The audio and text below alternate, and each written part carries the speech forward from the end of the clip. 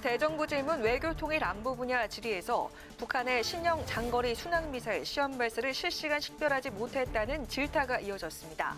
서 국방부 장관은 한미연합자산으로 탐지했다고 밝히며 초기 분석 중이라고 반박했습니다. 민주당은 고발사주 의혹을 검당 유착으로 규정하고 수사를 촉구했고 국민의힘은 박지원 국정원장 연루설을 거듭 제기했습니다. 국민의힘에선 윤석열 캠프가 홍준표 인사 연루 가능성을 제기하면서 야당 주자 간의 충돌이 벌어졌습니다. 정세균 후보 사태로 새로운 변수가 생긴 민주당 대선 주자들은 호남 표심 잡기 경쟁에 집중하고 있습니다. 국민의힘은 1차 예비 경선 여론조사를 오늘 마무리하고 컷오프를 통과한 8명의 명단을 내일 오전에 발표합니다. 뉴스의 파워 인터뷰, 오늘은 정의당 강은미 의원과 함께 고발사주 의혹과 언론중재법 개정안 등 여야 대치가 팽팽한 전국 현안 관련 정의당의 입장과 기호 대통령 선거를 천명한 정의당의 대선 준비 상황을 짚어봅니다.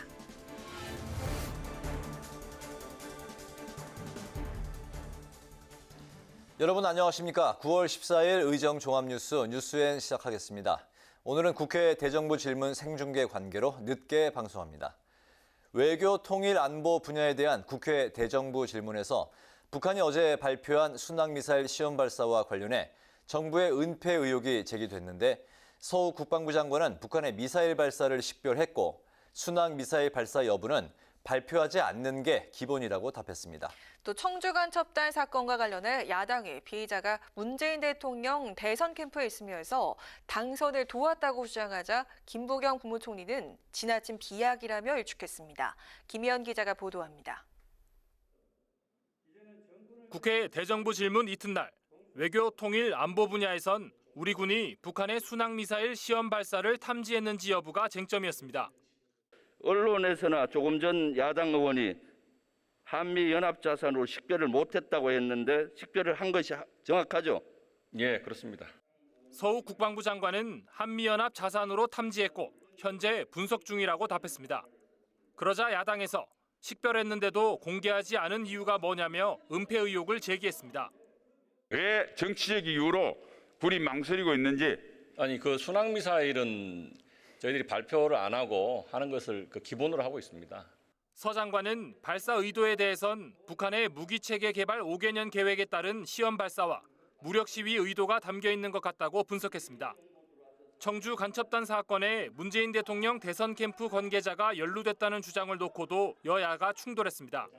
야당은 문재인 대통령이 지난 대선에서 간첩의 도움을 받았다고 주장했고 여당은 강하게 항의했습니다. 대통령 선거대책 캠프에 간첩이 들어있었던 게 사실이고 의원님, 제가 답변할 시간을 주셔도 되지 않겠습니까? 간첩의 도움을 받은 게 사실인데 그러면 국민에게 죄송하다고 한다든지 뭐 해명이 있는 게 정상 아니겠습니까? 문재인 캠프에서 그 간첩의 혐의를 받고 있는 사람이 계속해서 큰 역할을 한 것처럼 이렇게 호도를 하고 있는데 국민의 선택을 받은 대통령이 간첩 때문에 선거운동을 해서 됐다. 이거는 지나친 비약이야. 이 밖에 문재인 정부 지난 4년 동안의 안보 역량을 두고 여야는 엇갈린 평가를 내놨습니다. 여당은 매년 7% 이상 국방 예산을 투입해 국방력을 키워왔고 특히 지난 한미 정상회담에서 42년 만에 미사일 사거리 지침이 폐지되면서 미사일 주권을 확보한 성과를 냈다고 평가했습니다. 반면 야당은 북한과의 대화에만 매몰돼 무력 시위에도 경고나 항의를 하지 않고 2019년 5월부터는 전시에 대비한 비상국무회의는 한 차례도 열리지 않았다고 비판했습니다. 국회 방송 김희연입니다. 여야가 오늘 국회 법사위 전체 회의에서 고발사주 의혹으로 공방을 벌였는데요. 여당은 윤석열 검찰 세력과 야당의 유착을 의심했고 야당은 국정원이 개입된 정치 공작이라고 공격했습니다. 오늘 언론에 공개된 윤석열 전 검찰총장 장모 사건의 검찰 대응으로 의심받는 문건을 놓고도 여야가 맞붙었습니다. 장정현 기자의 보도입니다. 대정부 질문에 이어 법사위까지 연 이틀 국회에 출석한 박범계 법무부 장관을 상대로 여야는 고발사주 의혹 공방을 이어갔습니다. 여야는 먼저 전임 검찰총장 윤석열 후보 장모 사건에 대한 검찰 대응으로 보도된 문건을 두고 뚜렷한 입장차를 드러냈습니다. 검찰 관계자가 내부방을 조회하지 않는다라고 한다면 도저히 알 수 없는, 개인도 떼어보지 않는 이상은 알기가 힘든 이런 정보들을 전부 다 정리해가지고 그 공개된 문건을 봐도 이게 관계자, 인적사항, 수사와 재판 상황 정리 수준입니다. 장관님, 이게 과연 검찰의 대대적인 무슨 대응 문건이라고 좀 보시는 거예요? 여당 의원들은 윤석열 후보를 정치 검찰로 규정하고 검찰 내부의 윤석열 조직과 야당의 유착 관계를 의심했고 박범계 장관도 여기에 주목하고 있다고 밝혔습니다. 이 사건의 본질이자 핵심은 검찰 조직의, 특히 기관 조직의 일부가 특정 정당과 연계됐는지 여부, 소위 고발사주 의혹이라고 저는 생각합니다. 박 장관은 김웅 의원에게 고발장을 보낸 인물은 손준성 검사라고 확인하며 윤석열 후보와 특별한 관계임을 거듭 강조했습니다. 손준성 보냄이 검사 그 손준성이 보낸 것으로 사실상 봐도 되는 것 아니겠습니까? 무리가 없겠습니다. 네. 믿을 만한 사람이 손 검사밖에 없었지 않았느냐라는 포괄적 답변으로 말씀드리고, 반면 야당은 국정원장까지 개입한 정치 공작 프레임이라고 맞섰습니다. 또 박 장관이 근거 없이 윤 후보의 범죄라고 예단하고 있다고 비판하고 공수처 수사도 편파적이라고 주장했습니다. 공수처로부터 그러면은 보고를 듣지 않고서는 이렇게 단정적인 발언이 안 나올 것 같은데. 전혀 그렇지 않습니다. 아니, 보고도 듣지 않고 그러면은 법무부 장관이 핵심 수사 대상이라고 야당의 유력 대선 주자를 얘기했다는 겁니까? 이와 관련해 야당은 공수처장을 불러 법사위 현안 질의를 갖자고 주장했는데 여당은 추석 이후 법사위에 공수처장 출석이 예정돼 있는 만큼 그때 관련 질의를 이어가자며 반대했습니다. 국회 방송 장정현입니다. 네, 방금 기자 리포트에서 들으신 대로 고발 사주 의혹과 관련해 검찰과 야당의 유착이다. 박지원 국정원장을 수사해야 한다며 여야가 공방을 이어갔습니다. 또 이 사건에 홍준표 캠프 측 인사가 관여했다는 의혹이 제기되면서 윤석열, 홍준표 후보 양측이 충돌했습니다. 보도에 김동길 기자입니다.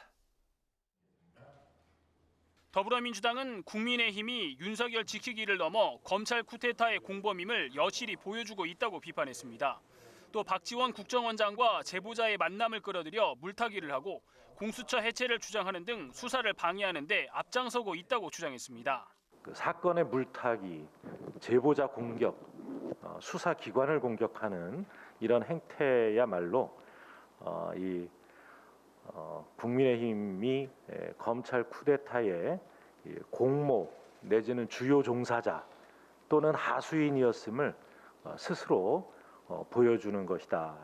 국민의힘은 공수처를 향해 박지원 국정원장에 대한 강제 수사를 촉구했습니다. 제보자 조성은 씨가 박 원장을 만나기 하루 전날 텔레그램방 자료 143건 중 106건을 집중적으로 다운로드했다는 언론 보도를 거론하며 박 원장에 대한 조속한 수사가 필요하다고 밝혔습니다. 공수처가 야당 탄압, 정치 공작 의혹에 앞장서고 있는 것이 아니라면 오늘 고발장이 접수된 박지원 국정원장에 대해서도 정광석화와 같은 압수수색이 이루어져야 할 것입니다. 박 원장과 제보자 조성은 씨 만남에 동석자가 있었다는 의혹은 국민의힘 내 1, 2위 대선 주자 간 충돌로도 번졌습니다. 윤석열 후보 측이 박 원장과 조 씨를 공수처에 고발하면서 성명 불상자 1인도 포함했는데 이게 홍준표 캠프 인사라는 의혹이 제기된 겁니다.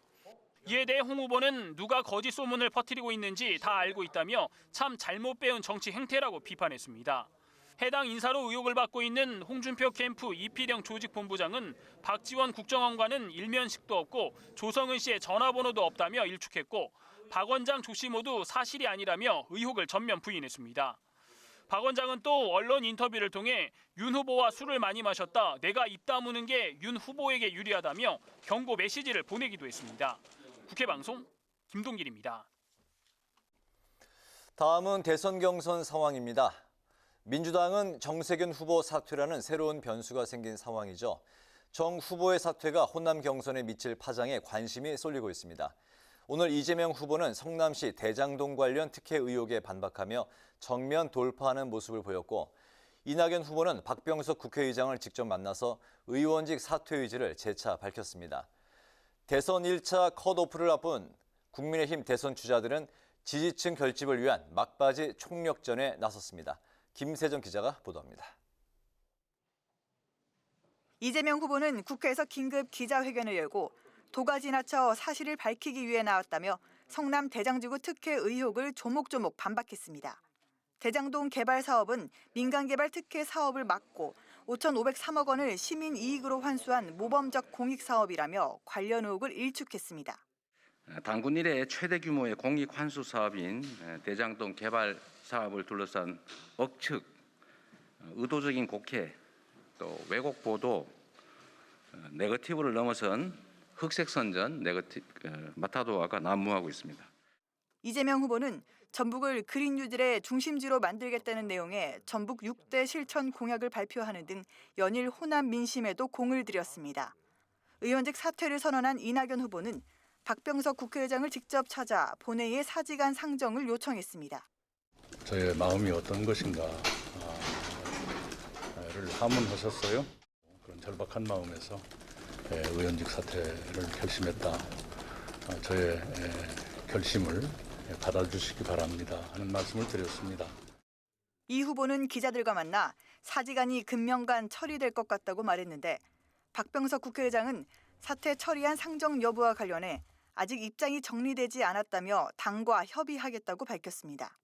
이낙연 후보는 조건 없는 산후도우미 지원 등 한부모 가정을 위한 공약을 발표하며 정책 행보도 이어갔습니다. 대선 1차 컷오프를 앞둔 국민의힘 대선 주자들은 막판 지지층 결집에 나섰습니다. 1차 컷오프 투표에는 당원 20%, 일반 시민 80%가 반영되며 현재 남은 11명 중 3명이 탈락합니다.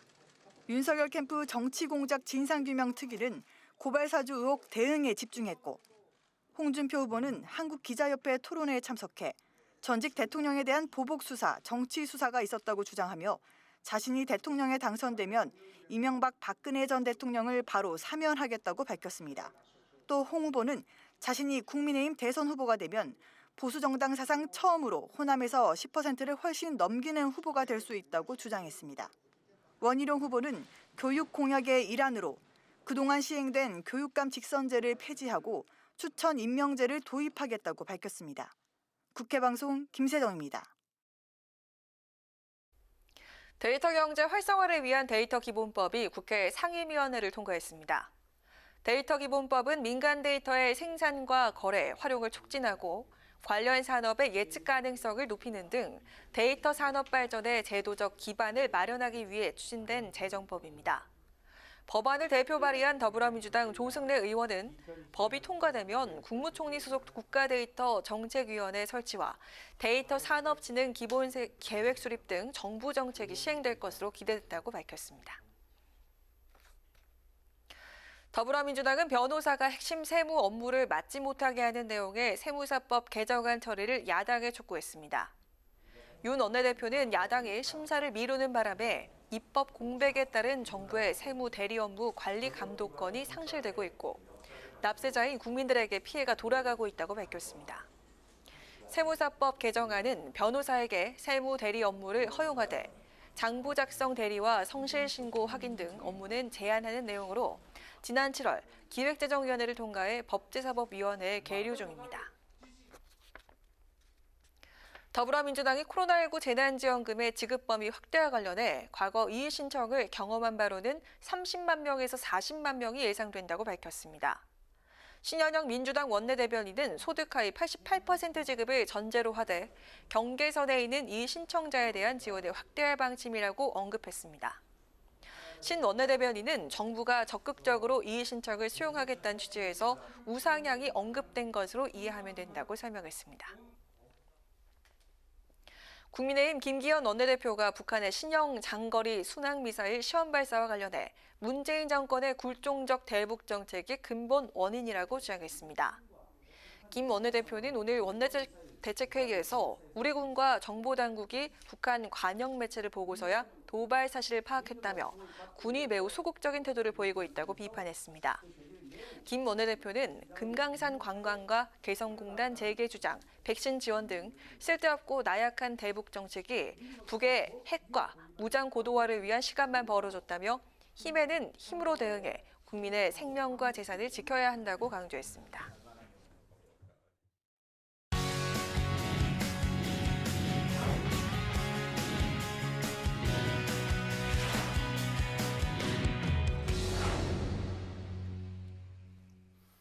네, 오늘 이슈 분석 박지영 기자와 함께합니다. 박 기자, 어서 오십시오. 네. 지역 순회 경선이 진행 중인 더불어민주당 대선 경선 소식부터 이제 짚어볼까 합니다. 어제 그 정세균 전 총리가 중도 이제 하차를 했는데 그 이유부터 살펴볼까요? 네, 이제 정세균 전 총리, 이재명, 이낙연 후보와 함께 이제 여권의 빅3 후보로 이렇게 꼽혀왔었는데, 네. 하지만 이 경선 성적표가 기대에 미치지 못했습니다. 1차 슈퍼위크가 있었던 지난 주말까지 이 누적 득표율이 4.27%로 이 추미애 후보에게 3위 자리를 내주고 4위를 기록했는데, 이 정세균 전 총리 이 같은 지지율로 더 이상 경선을 이어나가는 것이 어려워졌다고 판단한 것으로 보입니다. 네. 정세균 전 총리는 그 육선 출신의 중량급 정치인으로 경력도 화려합니다.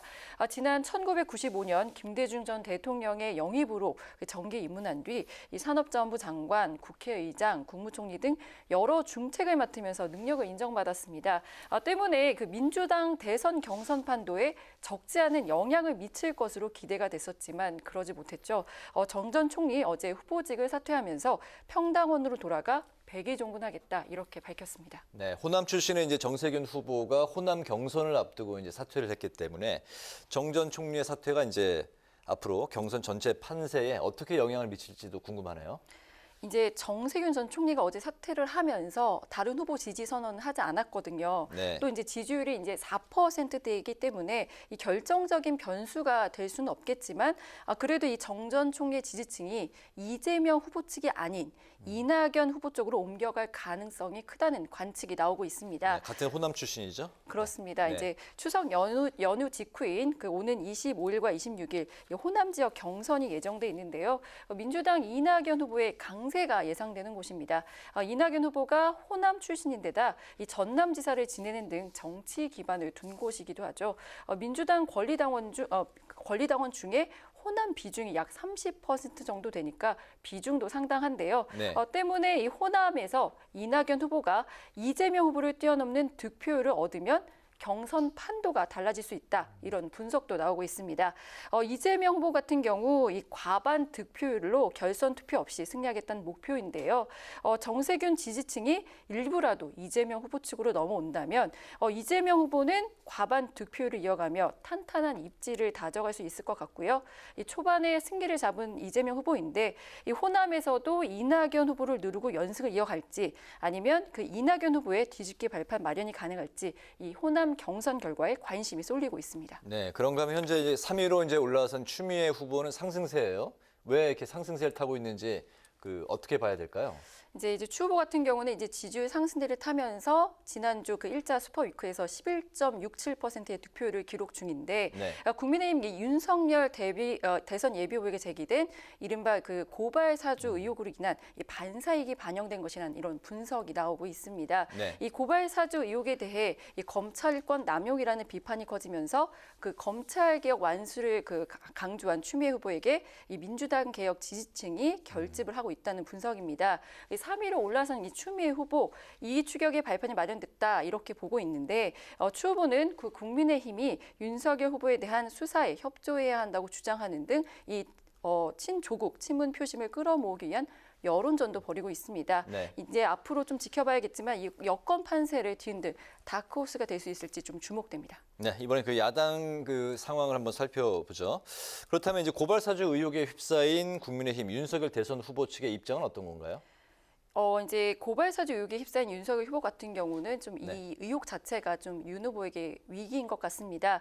그동안 그 윤 후보 말실수 논란 등을 겪으면서 이제 지지율이 좀 정체돼 있었는데 네. 과거 이 윤 후보의 지지율이 언제 높았냐 이때를 돌이켜 보면 이른바 추윤 갈등 때 가장 높았거든요. 네. 그래서 이제 국민의힘 그리고 이제 윤 후보 측은 이 고발 사주 의혹에 대해서 여권의 정치 공작이다 이렇게 주장을 하고 있는데 이 추윤 갈등 때처럼 다시 여권으로부터 탄압받는 프레임이 형성이 되면서 이 보수층 결집 효과로 인해 이 박스권에 갇혀 있었던 이 지지율이 다시 상승세를 탈 것이라는 전망도 나오고 있어서 이 윤 후보에게 제기된 이 고발 사주 의혹이 위기이자 또 기회가 될 수 있을 것으로 보입니다. 그렇군요. 반면에 또 이제 홍준표 후보 같은 경우는 홀로 이제 윤석열 후보 이제 지금 때리기에 나서면서 어쨌든 지지율은 최근에 계속 상승세예요? 네, 쭉 상승세를 타고 있는 분위기인데 이달 초에 일부 여론조사에서는 이 홍준표 후보가 윤석열 후보의 지지율을 앞섰다는 결과도 나왔었습니다. 네. 그동안 야권에서는 이 윤석열 후보 1강 체제였는데 이 홍 후보의 추격이 아주 매섭습니다. 홍 후보도 윤석열 후보 그 지지율을 골든 크로스한 지 오래됐다며 지지율 상승세에 자신감을 보이고 있는데요. 윤 후보에게 닥친 악재로 인해 빠진 지지율이 이 홍 후보에게 간 것이라는 분석이 있고요. 또 20대 남성, 이른바 이대남을 중심으로 젊은 층이 이 지지율 상승세를 견인하고 있는데 이 홍 후보의 특유의 직설화법 그리고 이슈에 대한 발빠르고 선명한 메시지가 영향을 줬다는 분석도 나옵니다. 이제 국민의힘은 내일 1차 컷오프를 통해서 대선 예비후보를 8명으로 압축을 하는데 네. 1차 컷오프 이후에 이 대선 레이스 경쟁은 한층 가열될 것으로 보입니다. 그렇군요. 오늘 그 이슈 분석에서는 정세균 후보 사퇴로 인한 민주당 대선 경선 판도 그리고 윤석열, 홍준표 양강 구도 형성을 중심으로 분석해봤습니다. 박정 기자 잘 들었습니다.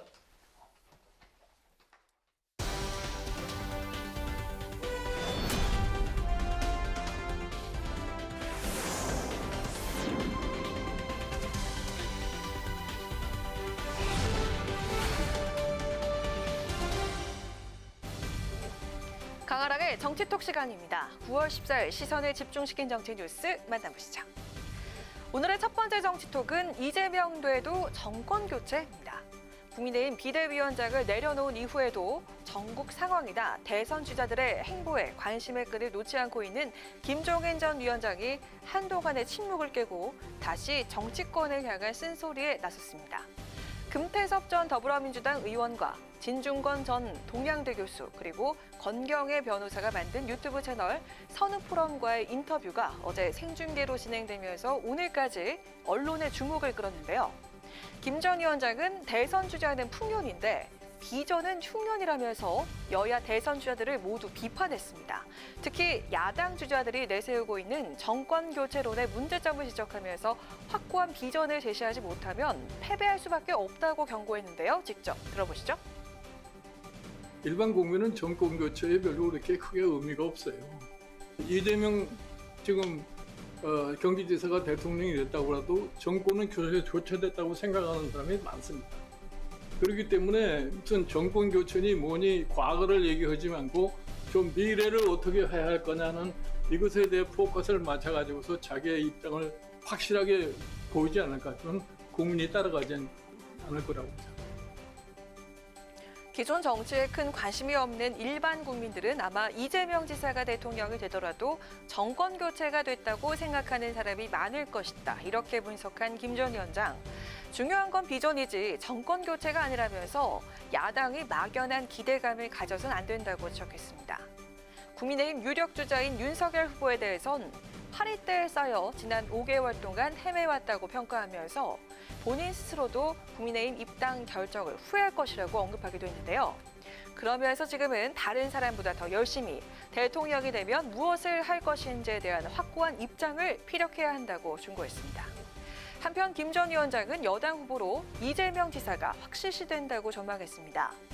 이 후보에겐 막연히 기본소득만 외칠 것이 아니라 어떤 전제 조건이 필요한지 국민이 철저히 이해하도록 설명해야 한다고 주문했습니다. 정권 교체 같은 구호보다 국민들을 설득시킬 비전이 대선 승패의 관건이라는 김 전 위원장의 쓴소리. 과연 야당 주자들에게 통할 수 있을까요? 이어서 오늘의 두 번째 정치톡은 나도 SK 사단입니다. 정세균 전 국무총리가 어제 후보직을 사퇴하고 중도 하차하면서 민주당의 대선 경선에 새로운 변수가 되고 있습니다.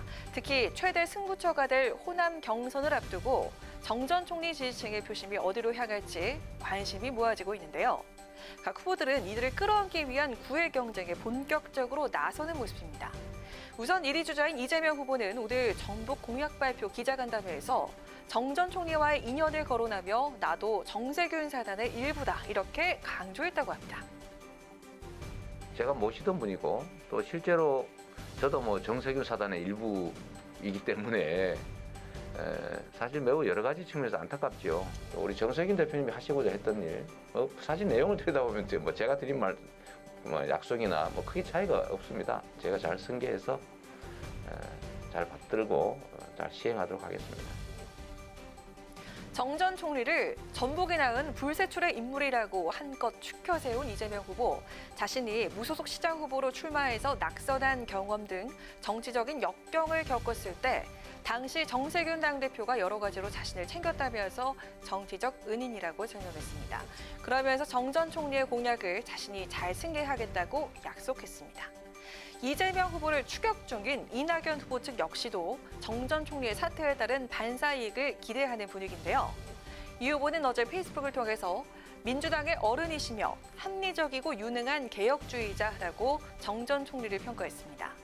사퇴 소식에 먹먹하다고 표현한 이 후보는 품격과 절제, 개혁을 향한 책임 있는 비전을 끊임없이 보여주신 정세균 정신을 새기면서 남은 경선에 임하겠다고 각오를 밝혔습니다.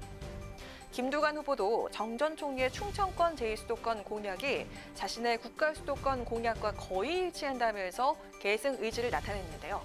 한편 정 전 총리 측은 오늘 후보직 중도 사퇴가 특정 후보를 지지하기 위한 결정은 아니라고 분명히 밝혔습니다. 정세균 전 총리는 중립을 지키겠지만 그를 지지했던 표심은 과연 어느 후보 쪽으로 향하게 될까요? 지금까지 강아랑의 정치톡이었습니다.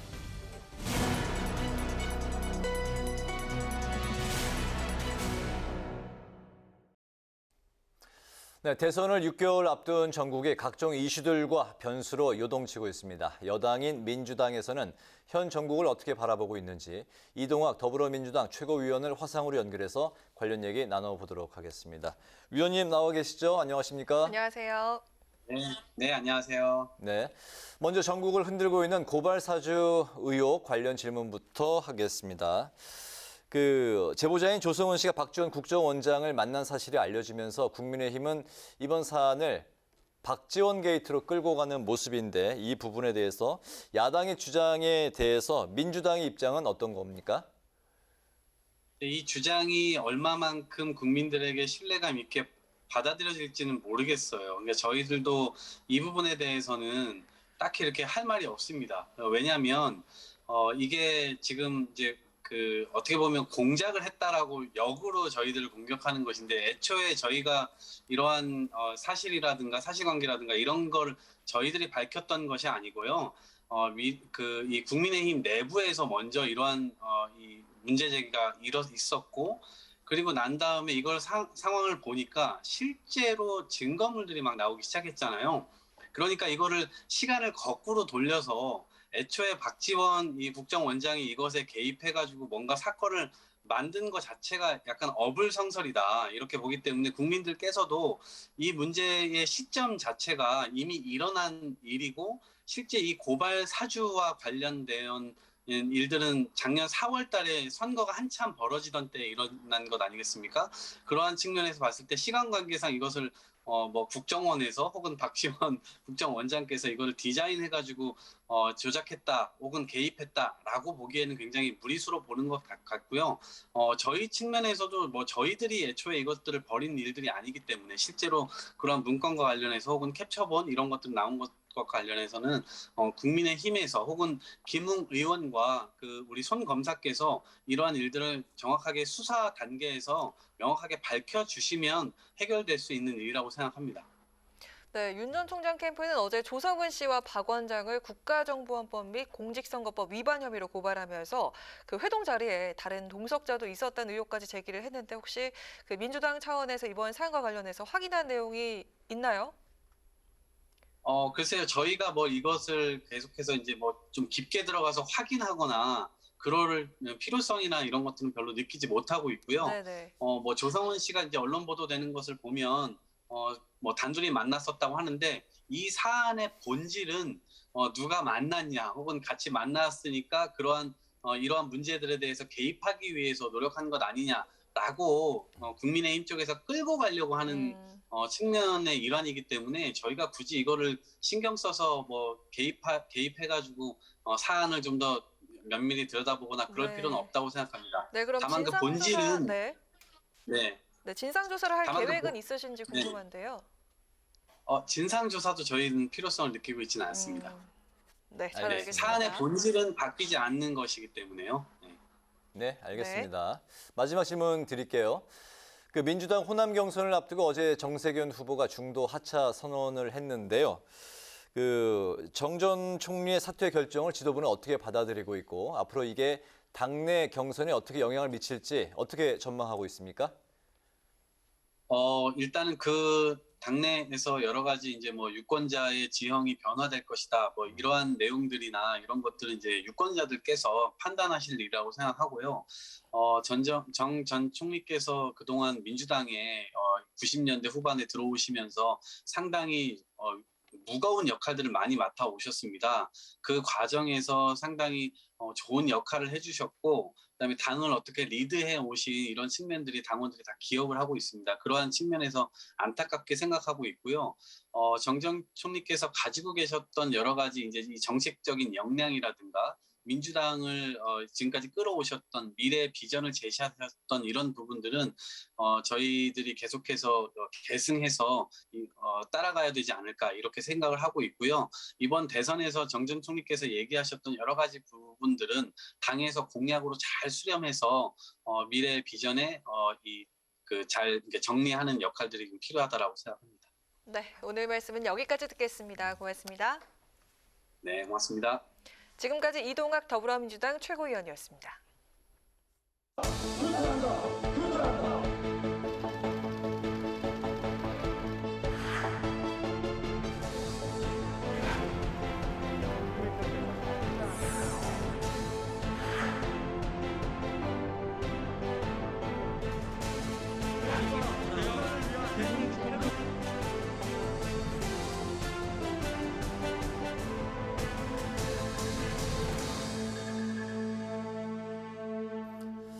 네, 이번 시간은 뉴스앤파워 인터뷰 코너입니다. 이른바 고발 사주 의혹을 둘러싼 민주당과 국민의힘의 대치 전선이 갈수록 가팔라지고 있는데요. 이렇게 여야 간의 갈등이 고조되고 있는 가운데 원내 3당인 정의당에서는 어떤 시각과 입장을 갖고 있는지 오늘 정의당의 강은미 의원을 모시고 관련 이야기 나눠보겠습니다. 의원님 어서 오십시오. 반갑습니다. 네, 반갑습니다. 2주 전이었죠. 그 8월 국회 마지막 본회의 일정으로 네. 그날 이제 원래 출연이 예정돼 있었는데 부득이하게 이제 불참을 하시게 됐습니다. 그때 이제 다음에 꼭 모시겠다고 했는데 오늘 저희가 이제 약속을 지키게 됐네요. 네, 더 반갑습니다. 죄송했습니다. 그때. 아닙니다. 괜찮습니다. 워낙 이제 바쁘신 거 아니까.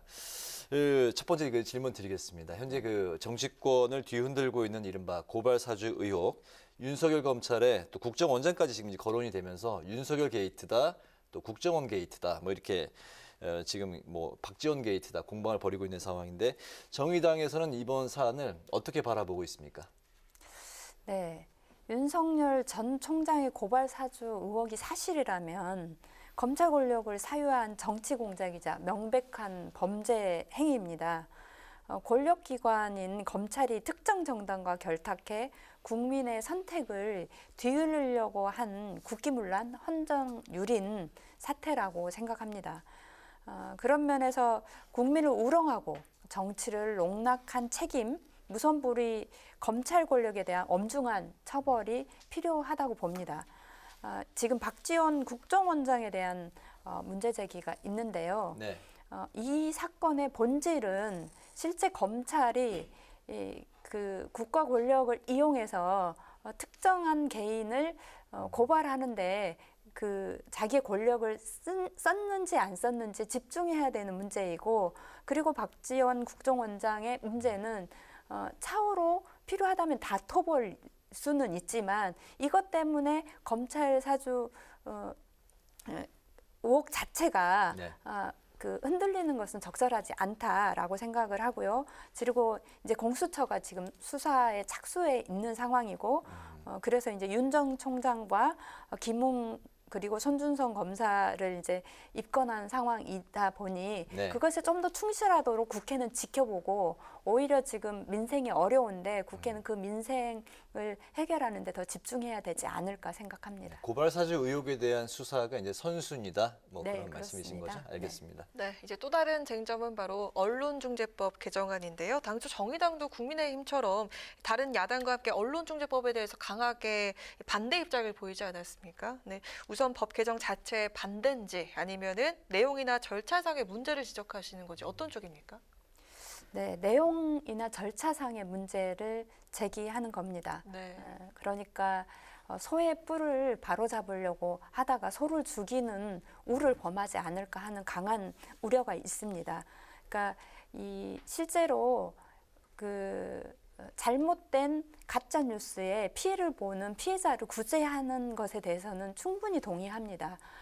그런데 결국 언론의 기능이라고 하는 것이 실제 정말 이 사회에 구조적으로 권력형 비리나 또는 사회 곳곳에 있는 인권 유린의 문제를 언론이 고발하고 실제로 사회를 변화시키고 개선하는 데 엄청난 역할들을 하고 있는데 결국은 그런 모든 언론에 재갈을 물리지 않을까라는 우려가 있고요. 네.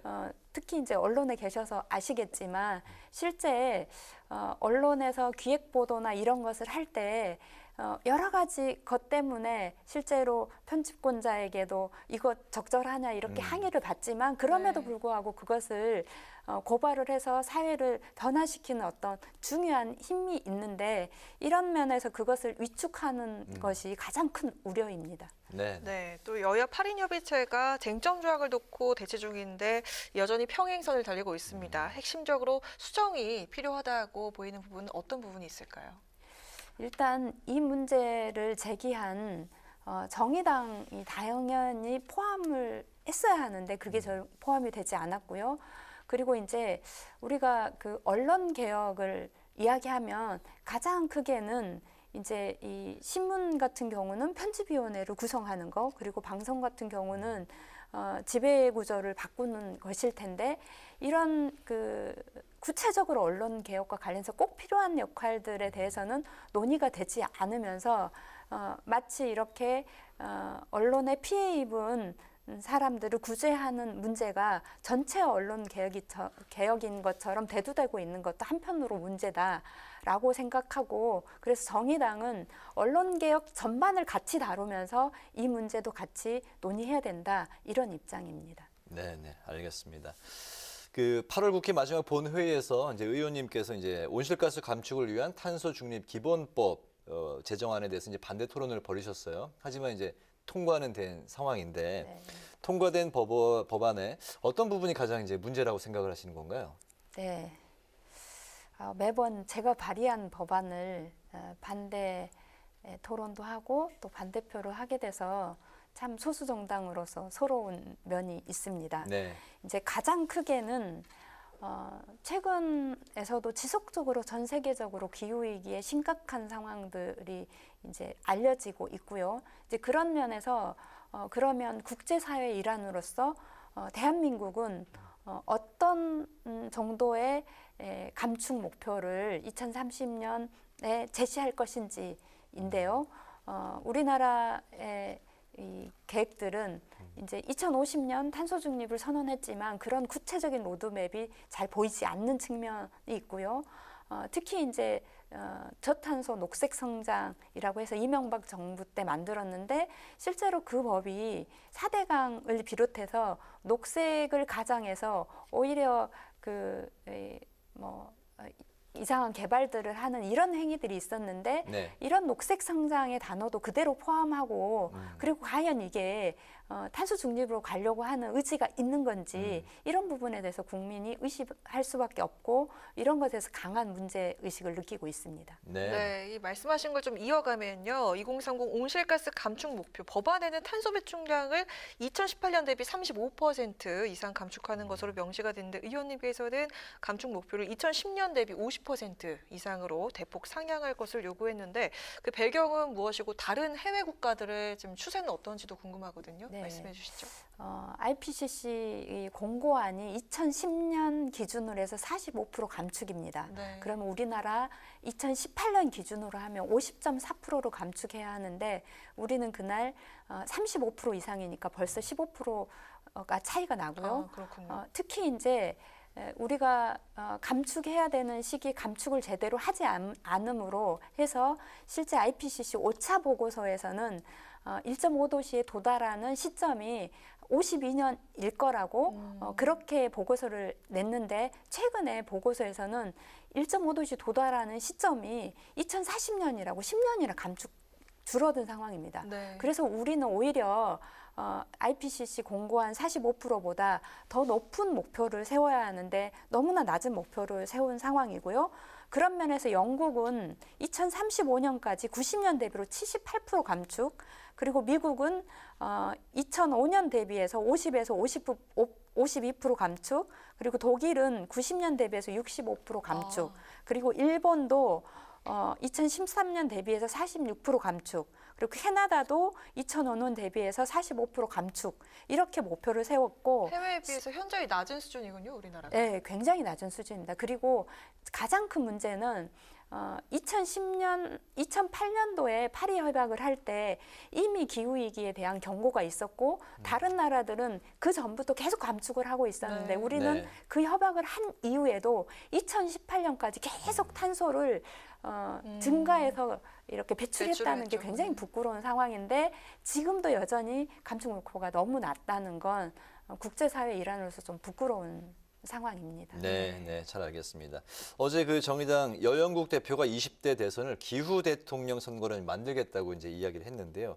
기후 변화 문제가 이제 국민의 삶과 직결된 맞닿아 있는 아주 중요한 사안이긴 합니다만 그만큼 이제 관심을 받지는 못하는 것 같아서 좀 안타까운 마음이 있습니다.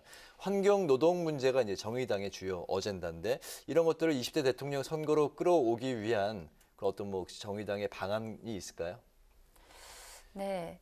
최근 여론조사에서 뭐 보수나 진보를 떠나서 기후 문제를 해결하고 하는 대통령 후보로 뽑겠다라고 하는 것이 80%를 넘었습니다. 네. 그러니까 그만큼 시민들은 이미 기후 문제에 대해서 굉장히 관심이 높다고 보고요. 그런 면에서 거대 양당의 후보들은 정쟁만 일삼지 정말 이 시대의 심각한 문제인 기후 문제, 그리고 불평등 문제, 그리고 차별의 문제를 해결하기 위한 구체적인 방안들은 보이지 않습니다. 근데 그런 면에서 이 문제와 관련해서 가장 강점을 가지고 있고 중요하게 지금 현재 21대 국회에서도 뭐 중대재해처벌법이나 기후 정의법 등을 선도해 나가고 있는 정당이 정의당입니다. 네. 그런 면에서 저는 이후에 충분히 정의당이 이 기후 대통령을 뽑자.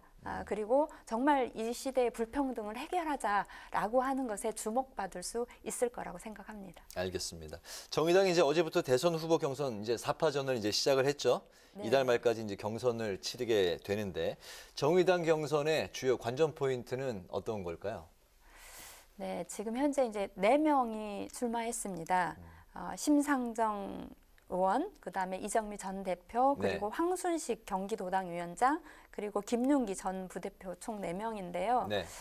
이제 대부분 정의당의 이 대통령 후보는 어차피 심상정 아니야? 이런 게 좀 있을 텐데 과연 정말로 정의당의 후보는 심상정이 될 것인지와 관련해서 조금 뭐 관전 포인트를 볼 수 있을 것 같고요. 네. 실제로 그다음에 이제 황순식 후보 같은 경우는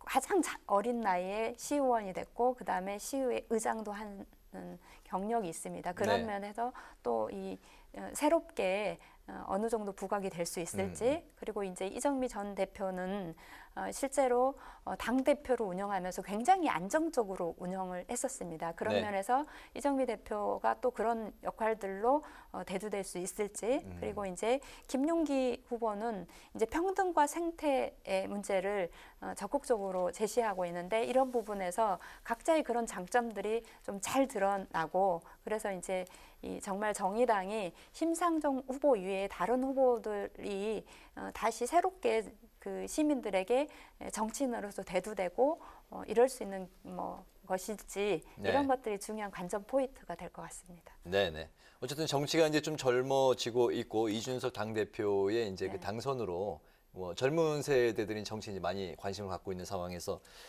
정의당에서는 황순식 경기도당 위원장이 뉴페이스로 좀 부각하기를 바라는 그런 희망이 있군요. 네. 네, 알겠습니다. 오늘 그 뉴스인 이제 파워 인터뷰는 여기서 이제 마쳐야 될 것 같은데 마지막으로 꼭 하시고 싶으신 말씀이 있으시면은 잠깐 하셔도 좋습니다. 한 네. 1분 정도. 네.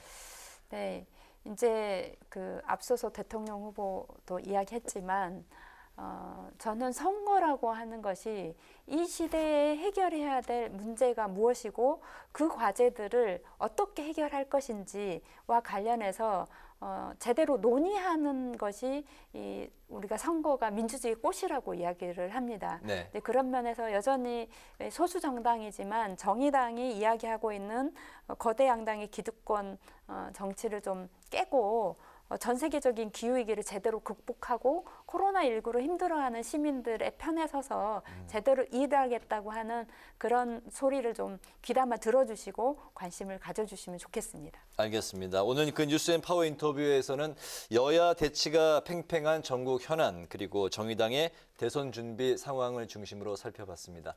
지금까지 정의당 강은미 의원과 함께했습니다. 의원님 오늘 말씀 잘 들었습니다. 고맙습니다. 네, 감사합니다. 14호 태풍 찬투의 간접 영향으로 제주도와 남부지방은 내일도 강한 비바람이 몰아치겠습니다. 피해 없도록 각별히 주의하시기 바라겠고요.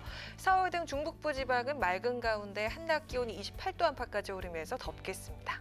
오늘 뉴스에는 여기서 마치겠습니다. 시청해주신 여러분 고맙습니다.